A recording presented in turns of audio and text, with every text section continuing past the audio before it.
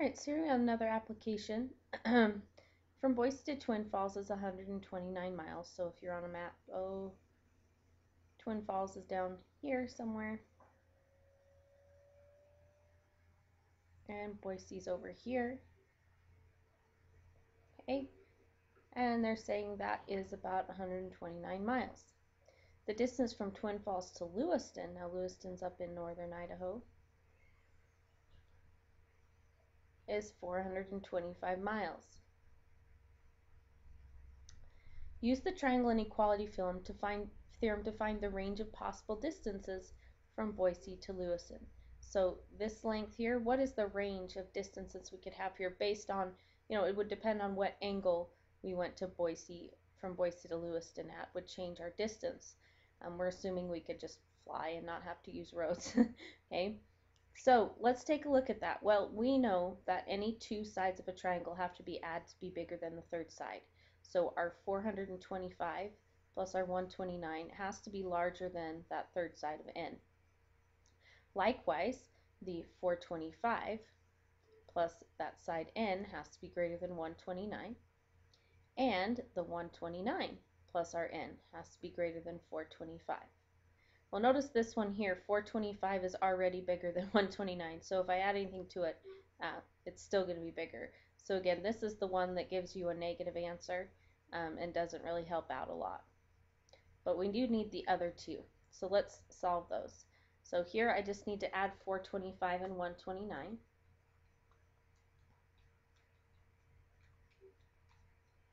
I get 554.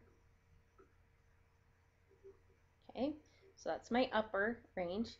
Here, if I solve this one down here, I would just have to subtract 129 from both sides.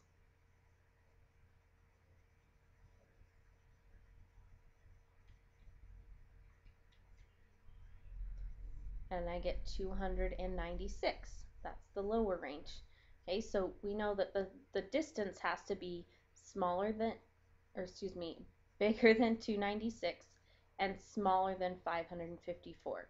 So the distance between Lewiston and Boise is somewhere between 296 and 554.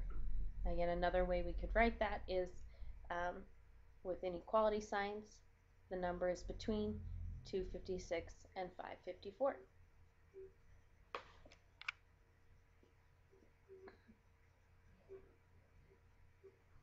Hey, in Jessica's room, the distance from door D to closet C is 5 feet. Door D, closet C, 5 feet. The distance from the closet to the window W, the closet to window, is 8. Find the distance from the window to, the distance from the window to the door is 9 feet. And this is about not drawn to scale. On a floor plan, she draws triangles CDW. Order the angles from least to greatest. Okay, so this was our property that said the biggest angle is across from the longest side. The smallest angle is across from the shortest side. Okay, we want the angles from least to greatest. Okay, so our angles are C, D, and W. We want the smallest one first, and our property says it should be across from the shortest side. So 5, 8, and 9, which is shortest? Well, 5 is shortest. So what angle is across from the 5? That's our W. So the shortest angle we have is angle W. What comes next? Well, we want the next biggest one. So 8 would come next if we're going from smallest to largest. So the next angle would be the one across from 8, which is D. So angle W, angle D, and then the largest angle would be across from the longest side, which 9 is the longest. So across from that would be the largest angle, and it's also the only one left, angle C. So the angles from least to greatest are angle W, angle D, and then angle C.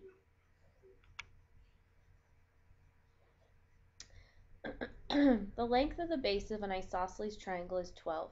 What is the range of possible lengths for L each leg? So remember, an isosceles triangle means that you have two congruent sides, and those are called the legs. Okay, the base is the non-congruent side, so they're saying we have a base of 12, and then we have these two legs that are the same length. I'm going to call them L and L. They're the same length, so I can call them the same variable. Well, let's try it the same way. Set up our properties here.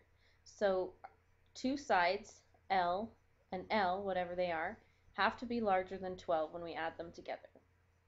Likewise, L plus 12 has to be larger than L, which is automatically going to happen.